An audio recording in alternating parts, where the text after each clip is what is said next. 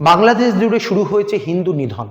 আপনারা দেখতে পেয়েছেন গত কয়েক মাস ধরে বাংলাদেশে সংখ্যালঘুরা কিভাবে অত্যাচারিত হচ্ছে, কিভাবে তাদের উপাসনালয়, তাদের সম্পত্তি, তাদের জীবনকে নষ্ট করে দেওয়া হচ্ছে, শেষ করে দেওয়া হচ্ছে।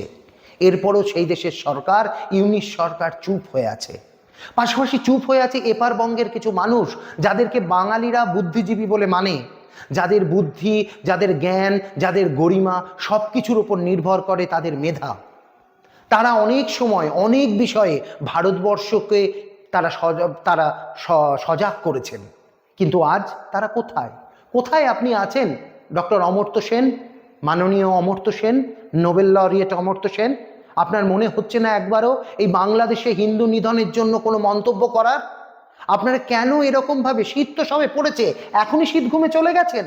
আর সেই কবির সুমন সুমন চট্টোপাধ্যায়, যাই বলবেন আগে বা পরের, ধর্মান্তকরণের আগে সুমন চট্টোপাধ্যায়, পরবর্তী ক্ষেত্রে কবির সুমন, তিনি কোথায়?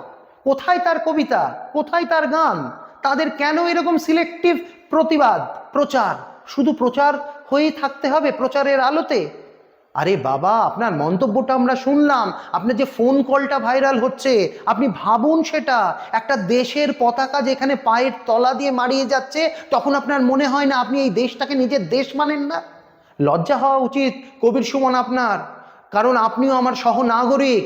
আপনার জন্য আমার লজ্জা হচ্ছে, বিশ্বাস করুন। আর অমর্ত্যবাবু, আপনাকে তো ভোটের সময় দেখতে পেয়েছি, ইন্ডিজোট কি করে আরও সংঘবদ্ধ হবে তার জন্য আপনি মিটিং করছেন।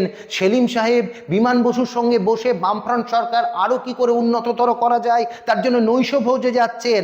আপনি আবার কিছুদিন আগে শুনলাম, আজকের দিনে রবীন্দ্রনাথ যদি থাকতেন তাহলে হিন্দুত্ববাদী বা বিজেপিকে উনি কিভাবে দেখতেন।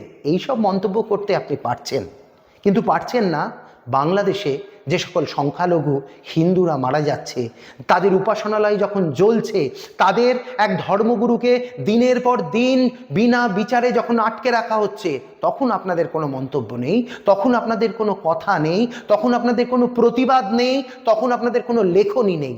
শুধু আপনারা কিছু সিলেক্টিভ প্রতিবাদ করবার জন্যই মাঝে মধ্যে আগুনের মতন ফুস করে জ্বলে ওঠেন। দুর্ভাগ্য আমাদের বাঙালি হিসেবে, আপনাদের মতন লোক আমাদের সহনাগরিক। ভাবতে শিখুন বাঙালি, পশ্চিমবঙ্গের অবস্থা আজকের বাংলাদেশের মতন হতে বেশি দূরে নেই। সুতরাং এখন থেকে সচেতন হন, এক থাকলে সেফ থাকবেন।